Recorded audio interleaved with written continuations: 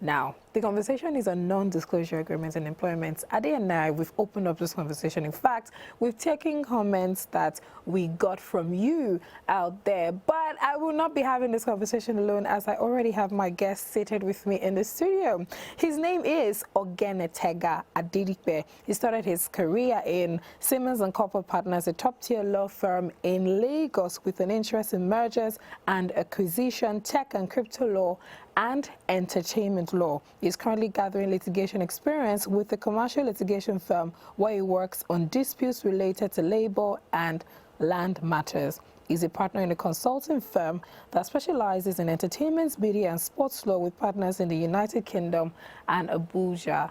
We know that Ogenetega is the best person to have this conversation with us on non-disclosure agreements in employment. Good morning. Thank you so much for joining. Good morning. How are you? I'm great, thank you. I didn't get to the part of your profile that talked about your name and where you came from.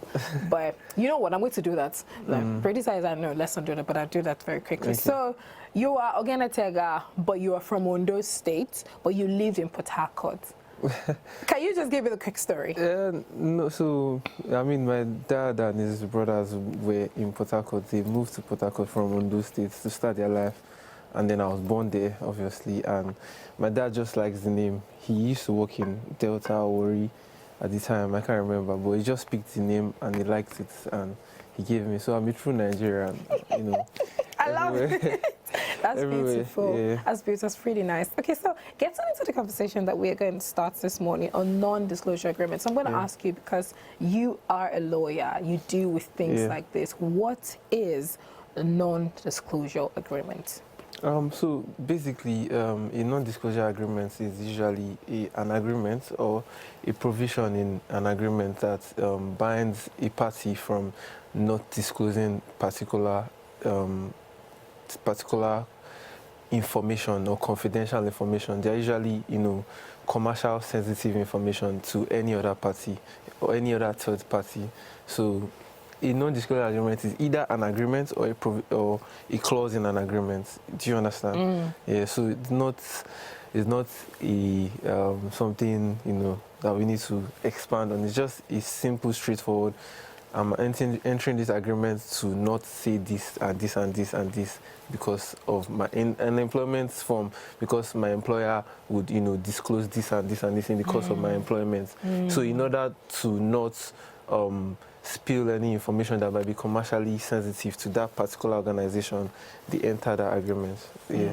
So. But if it is as simple as you've just explained it, why do people have difficulties in signing NDAs? I see that, there are times whereby people, and it doesn't just now, I need us to state categorically that NDAs doesn't just happen in workplaces. Yeah, it happens in different... It happens in life. In life. So it's not just, employment, it's life generally.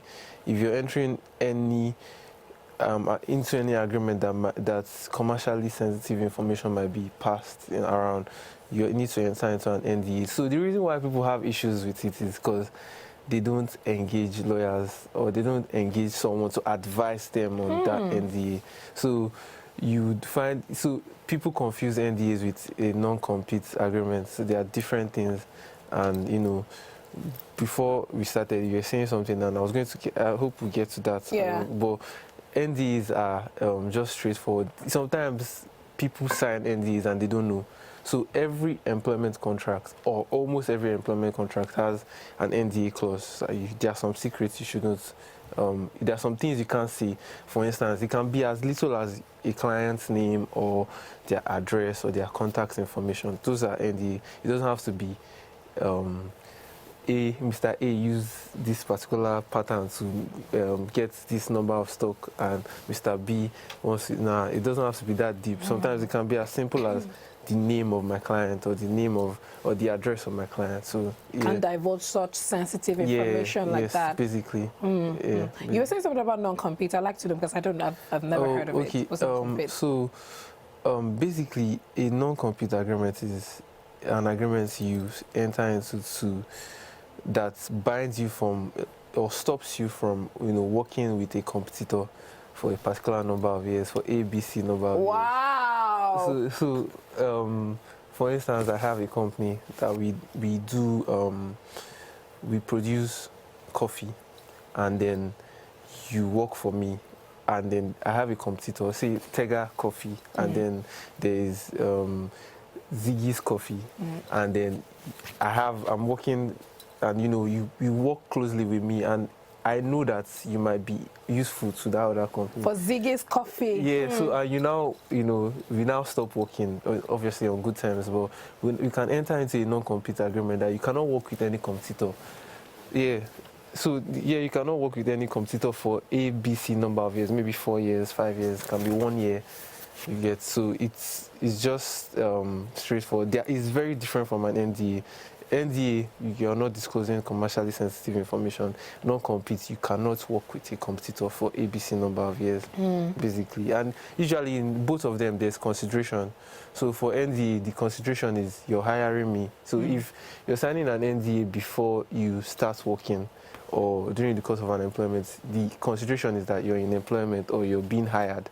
But for non-compete, you're obviously going to pay that person maybe for those number of years, you consider paying salary, or you pay a lump sum. So yeah, they are very different.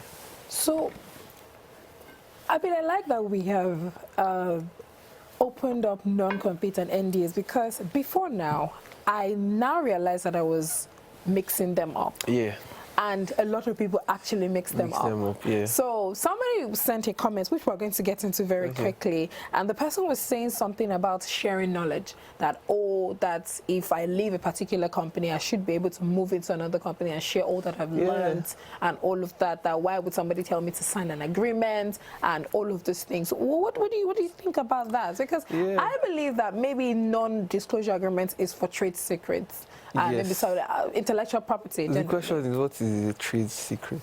What is a trade secret? A trade secret is an economic, secret, or economical or economic sensitive information that you cannot disclose. So there are usually patterns or procedures that an organization uses to achieve a certain goal of theirs, like they created that particular pattern, or what's the word to use now? A particular way in doing something that is distinct, is not known to any other person. So that's a trade secret. So in what you were saying, in the context of sharing, knowledge when you leave, the question is, are you sharing a trade secret, or are you sharing experience you've gained? So a trade secret is not known to everybody. We can both work for an organization, and I won't know that trade secret, but you might know that trade secret depending on where you depending on your what's the word, your role or your level. The level that you were at in that the company. moment. So in terms of distinguishing trade secret and general knowledge or general experience, you can now it's not straightforward. It has to be analytical. You have to analyze the difference between trade secrets and general knowledge, and then we've not just lawyers but courts, and in the US they've outlined some 4 what's the word now, principles that you use. So let's take for instance, you used to work in a similar organization, and you've gained that experience, and then you come into another organization that does that same thing. The knowledge you've gained over time cannot be said to be trade secrets. It's something that you've just gained. Yeah, it's just part of you. It's not trade secrets. You probably don't even know the trade secrets, but you might think what you know is trade secret, but meanwhile it's just general knowledge. Yeah. There's also the part that did you contribute to creating that trade secrets when you're in that organization? Okay. So if you are in an organization, I don't want to mention any names, but let's say Tega Coffee again, and then we come up with a strategy that would enable us sell 10 million sachets of coffee in a year. The people that took part in creating that strategy they are parts of the trade secret. Like they can obviously it's part of them because you created it. Yes. They took part in the development of that. So not in the execution, in the development of that particular strategy or trade secrets. And then there's also the point of, was the trade secret inchoate or was it put to use? So inchoate in the sense that, was it useless? Like, did you just develop something that was not and you didn't used? you didn't use it at all? You can't use that means there's no economic value. So that trade secret didn't bring about any. So a trade secret must have an economic value for it to have its credence as trade secret. Yes. Yes and no. Okay. So yes, in the sense that obviously it must have economic value, but not all trade secrets are known and doesn't necessarily have to have economic value. Okay. So it can just be as little as the goal or the ambitions of that organization. Vision. Yeah, the vision. Yeah. Okay. All right. I'm going to read this comment very quickly. This one is from VB, yeah. So VB was saying, I think it's not cool because we asked the question, what are thoughts on non-disclosure agreements by employers? So VB is saying, I think it's not cool. How shouldn't I share information? So you're telling me that everything I've learned about a company, I can't apply it in another place of hire. For why now? Please, I'm not a selfish person. I give everything, even down to my knowledge of things. I can't even keep my own secrets. How much more someone else's company's secrets? It's better you don't give me the job, Nick Baye. Which one is non-disclosure? Keep your job. So, BB, thank you. So, again, in a non-disclosure agreement, what you're not disclosing is it must be specifically outlined. Okay. So, for a non-disclosure agreement to be enforceable or to be valid, you must define what the confidential information is. So, if VB, for instance, if a company is trying to employ VB now and they want him to sign a non-disclosure agreement, that company would tell you, VB, we don't want you to tell anybody A, B, and C, and D, and it to be specifically outlined in the agreements, not general information. Like it is specific, and then you're not under duress to sign any non-disclosure. If you don't want to sign, fine. Like to move to someone else. But you have to just stress the fact that we need non-disclosure agreements in our society now, because we need to maintain a very competitive balance in our dealings, in employment, in business, just to maintain. So you cannot go around spilling information here and there. It doesn't work that way. So you think non-disclosure agreements are very important in employment? In employment, they're very important. In every other sector, they're very important. But we're talking about employment. Yes, it's very important in employment because people jump from organization to organization. Some people take joy in just moving from one place to another, just gaining experience, and that's fine. You take joy in just moving from year to year and it's very fine. And then over time they get that experience. But you cannot be moving from A to B and then you're taking advantage of some things, some strategies you learned. Not even not the experience you gain, but the strategies you learn. You're taking advantage of that from A to B, and from B you're gathering another one and going to C.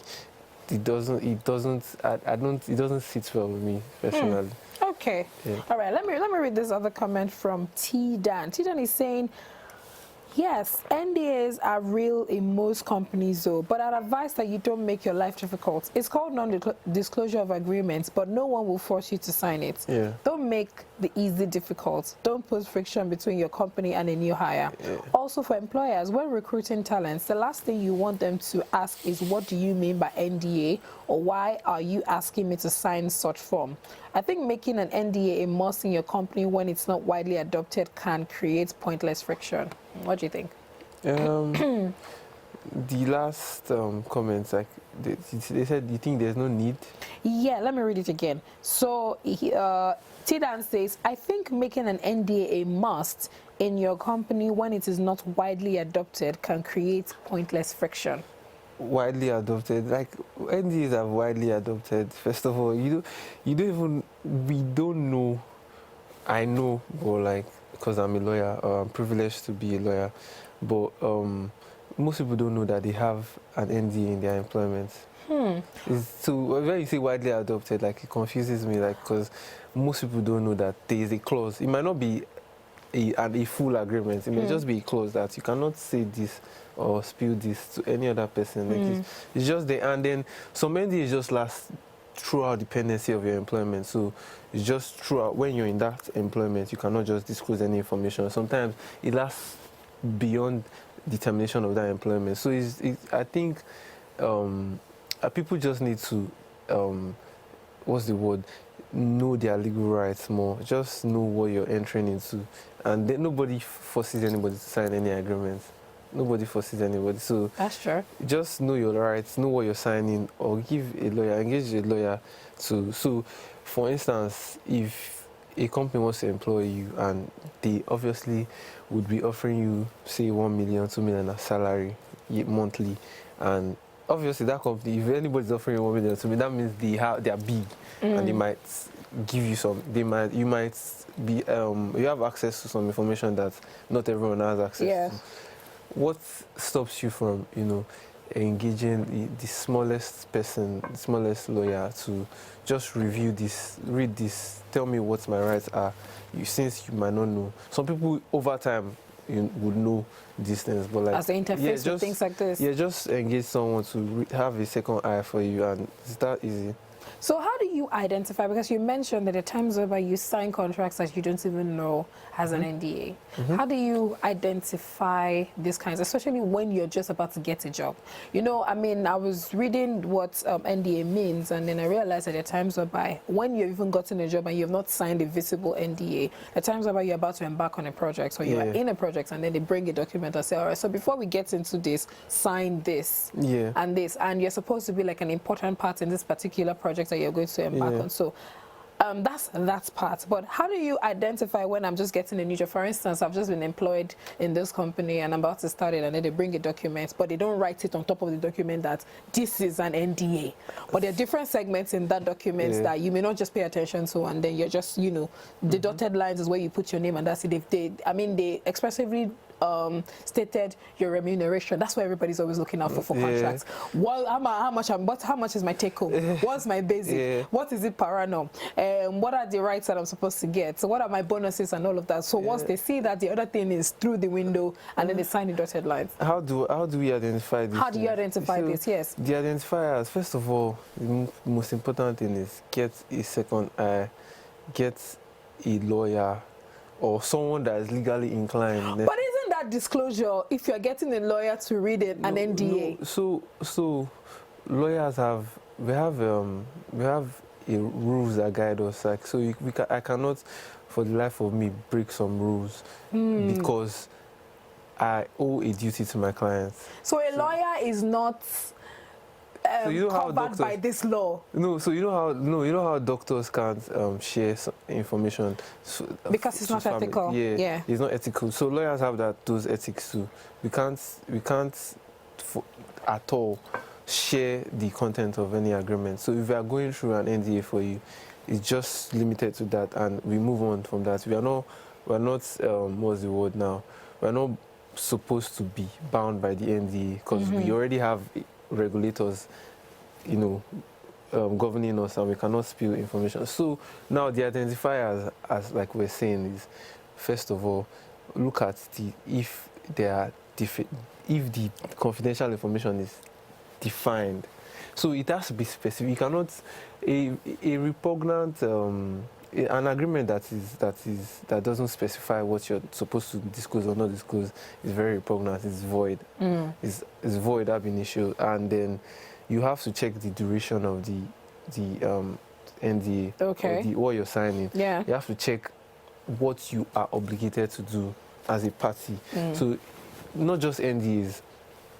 Any agreement you're signing, there's a clause or there's a part of it that will, say, Tega, you are required to do A, B, C, D. You're required to do this. That part.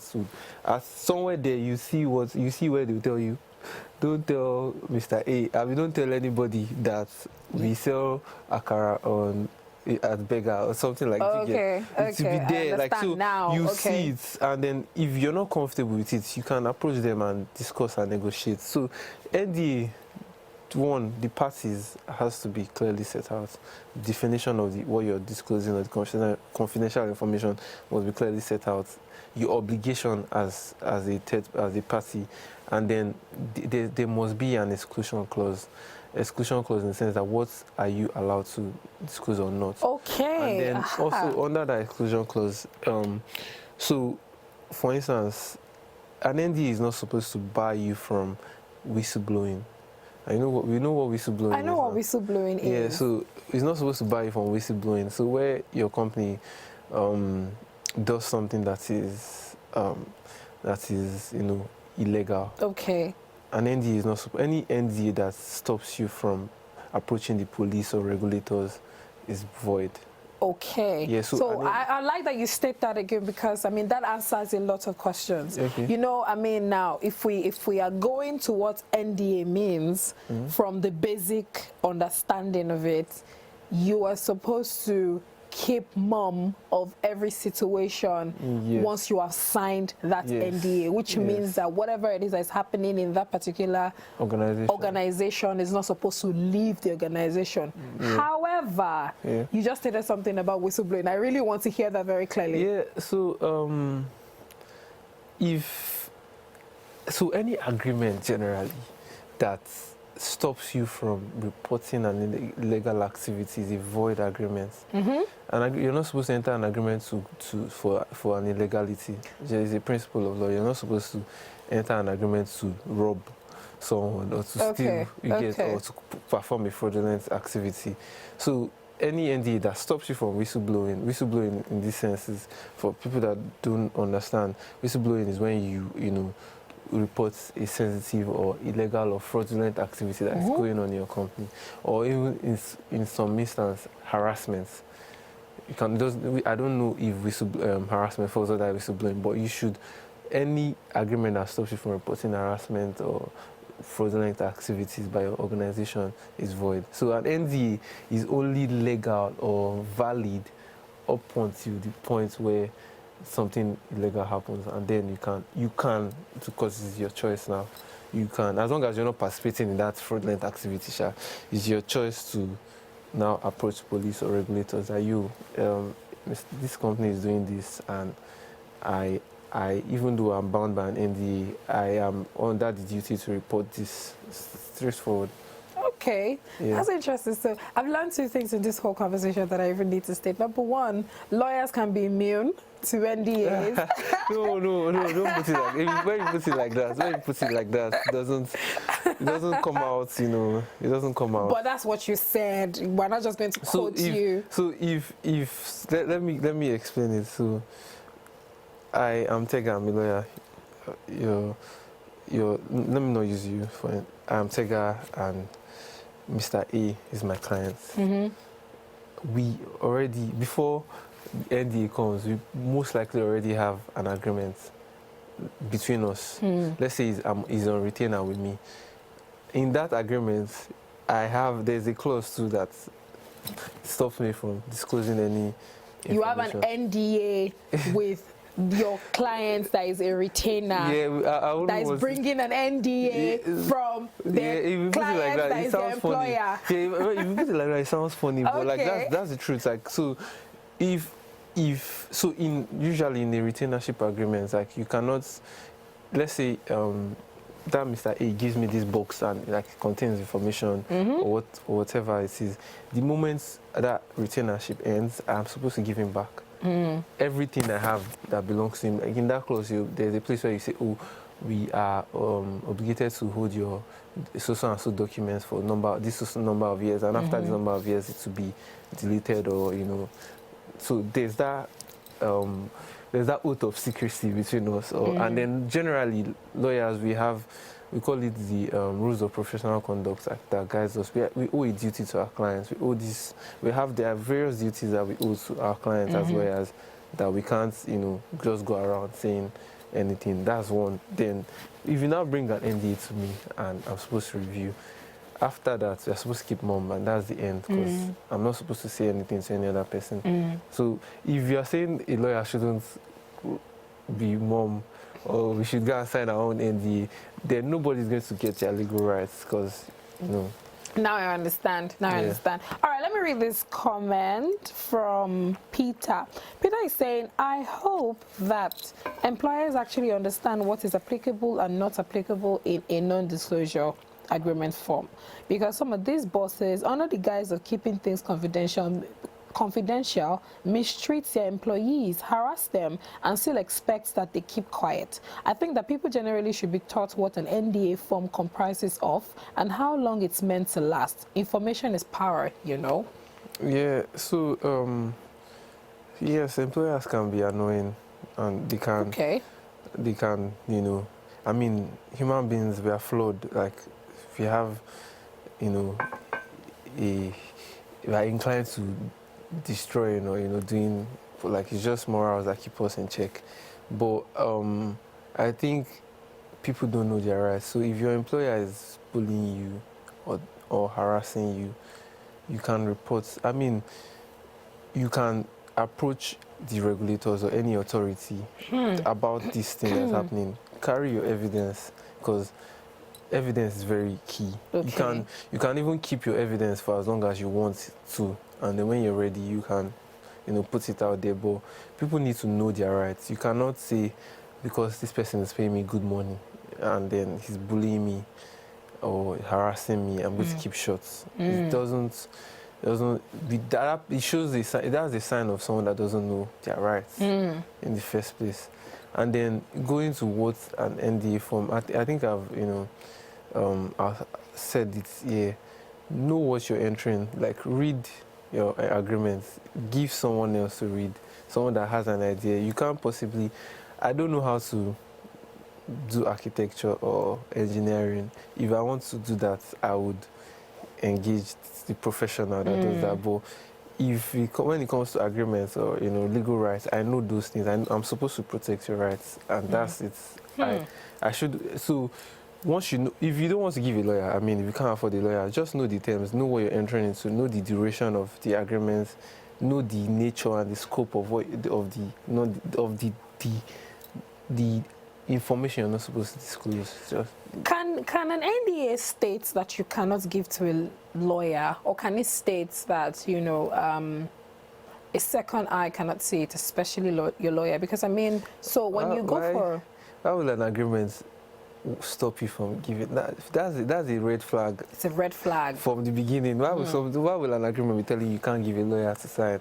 They are basically trying to force you into doing something. So part of an enforceable agreement or a valid agreement, especially an NDA between employer and employee, you should give them reasonable time to consider it, and, you know, at least 10 days. Just let them go back, read it, review, and you shouldn't force anybody to sign any agreement.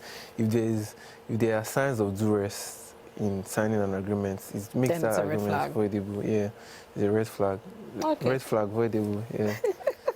Let's look at this comment from eBay. eBay from Ibadan is saying, I think a lot of companies have this, and it's pretty normal. Employers are looking for people that will trust the process of their company, as well as keep the secrets within such company, even after they leave. It's something I definitely uphold when my company becomes big. My employees will keep every trade secret and other confidential information too. I'll make sure that they won't be allowed to even disclose anything after they leave my company. It's just the way it is. And for your information, there are legal consequences outlined in any NDA that if you breach the agreement, you can be sued. I go streets gone from my company. Let's talk about when you breach an NDA. What happens? So now, an NDA can either be, let me just put it as a side note, can either be unilateral or mutual. Okay. In an employment sense, it's usually unilateral, meaning I am your employer, I'm giving you an NDA to sign, and you're supposed to review, you know, and you sign. And then in that agreement, it says I'm employing you for 5 years. That's the contract, you know, 5 years. And then in the ND or in the non-disclosure clause, you cannot disclose confidential information as like ABC for 10 years, even after the termination of this contract. Now, when you breach those, you know, the NDA, the employer can sue for damages. One, that damages in, you know, monetary form, you know, go to court, you lay out your claim, and then they award you cost, you know, award you damages in to the tune of whatever you ask for, and, you know, whatever the judge might, you know, feel is necessary in that circumstance. Okay. And then two, you can the another remedy is, you know, to account for profits, the profits you must have gained from you know, disclosing that information. So let's take, for instance, going back to the coffee company. So let's say you were working for me, and then you went to my competitor, and say they promised you to be a director, or a certain amount of percentage in that profit if you disclose this information, and then you do that, and you work, and you make your 5 million. You account for that, and I'm supposed to get that money back. I'm supposed to get that money back when I take you to court. So another possible relief, you know, remedy is an injunction. So an injunction to stop you from disclosing any further. So we can go to court. I can go to court and get an injunction to stop you from performing any further act, or stop you from disclosing further words. Okay, so I have a question now. This NDA, most of the time, if an employer is giving an employee, it binds the employee.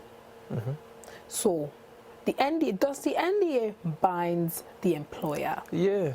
So it means now, because, you know, we just discussed if an employee divulges an information or breaches the contract. What happens if it's the employer that divulges or breaches the contract? So now, an employer can obviously breach.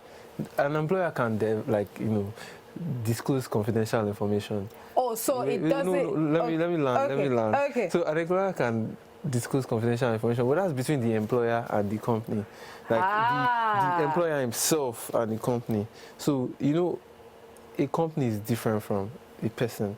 A company is a person on its own. So that's between the company and the employer, not the CEO or the MD and the person is employing. Okay. So if the CEO you know, divulges confidential information, it's now left for the company to, you know, take that CEO or MD to court, because they're different people. Oh. Now, so what if I'm trying to understand what you're saying? How can an employer breach the contract? Now, if you're entering an NDA, like I mentioned earlier, the consideration can be money, or because I'm hiring you, I'm trying to employ you, or it could be a particular profit you're supposed to get from or a bonus, or you know, any of that, where the employer doesn't satisfy any of those terms, like you've breached it. So if I'm telling you to sign an NDA and I don't pay you the money I told you I'll pay you in that agreement, I've breached that agreement. You get, and you can take me to court for that. Do you understand? So the breach might be different in terms of employer and employee. So it cannot be me not disclosing. Because I'm the one telling you not to tell someone a secret. Why are you now coming to tell me that? Why did I tell the secret? Okay, hold on. So that fight is between me and my company. Let's look at it from a different perspective. So, I mean, we're looking at it from, you know, you coming into my company and I'm telling you that you shouldn't look into this. So how about we are looking at, what's it called now? That is, there is something that I'm bringing to the table, yes? And, you know, it's work that we're doing together as employer to employee, because I know there are times whereby employees bring on projects that they're probably personally invested in, and all of that. There are certain relationships like that, and I do not appreciate that, you know, you get on or you open this conversation up with maybe other members of the board of directors or something like that now. So what binds the company? So, like I said, let me just break it down.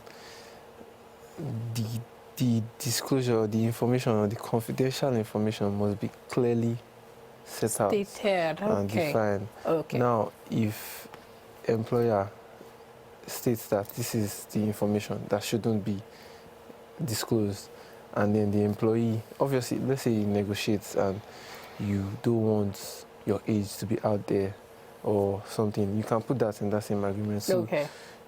where the employer breaches something that is in that agreement, like it states that you shouldn't say this to this particular person, because we're talking about the confidential information here now, like what it is, that this carpet is red, so It's orange. orange, yeah. So this carpet is orange, and then you're not supposed to tell anybody, no matter who it is, as long as you now go against that, as long as you go against the provisions of that agreement, Then that's a problem. yeah, that's the problem. Okay. I mean, this is a lot to take in this morning, and I like that we're having this conversation. All right, so I want to know, what is non-disparagement and how does it apply in an NDA? In layman terms, say the word again. I can't. Non-disparagement. I know the word. I want people to. It might seem like one big word, but what that is basically don't go and badmouth your employer or employee during the course of the employment or after the employment. It's basically a clause. It's not even in the form of an agreement. Usually a clause in an NDA that says that you shouldn't go and badmouth or disclose bad information or insult your employer to a third party. Interesting. Basically just keeping good faith between you and your employer. So where what's it called, your employer, see, you're supposed to get coffee every morning, and then you now go home and you're saying, this guy is not even giving us this coffee like he's not supposed to be, and you start saying, and maybe now take it serious and go to Twitter and even though you're not mentioning the company, you're just dragging someone, your employer, indirectly. That's what a non-disparagement is. So it's usually in an NDA, and it doesn't stop you from reporting to the authorities any bad or wrongful, but most of the time employers like to be protected in the sense that they don't want you to just go and some people do things in bad faith, like you might just not like someone and just want to insult that person or drag that person after the employment. So employers put that in the employment contracts for a reason, or the NDA. So you just don't go and badmouth me or insult me. It's just to keep good faith most of the time, whether during the employment or after the employment. Look, I feel like people should always have lawyers as friends. Not as friends, but like on retainership. Yeah. Okay. Yeah, okay, as you are now my friend, and you'll be reviewing certain things for me, but on a serious note, thank you so much for joining us this morning, because you have actually opened up this conversation and opened up our eyes to seeing what non-disclosure agreements can actually mean, especially when you're about to take that job. Have a lawyer as your friend or your lawyer, hire a lawyer. Okay, as he has said, hire a lawyer, but have a lawyer as your friend. Because it's anyone it's easy for you to actually see a trained eye. I've gained something today. Make sure a trained eye is seeing what you're getting into before you get into it. I realize a lot of people get into things that they don't understand. And then it gets them into trouble later on because they did not understand it.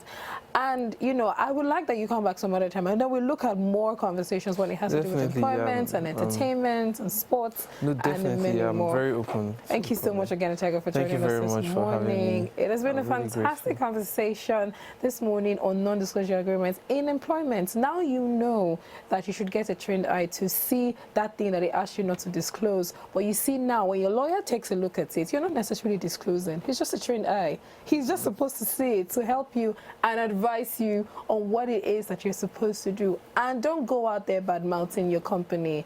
There's a non-disparagement clause in your contracts that can get you in trouble.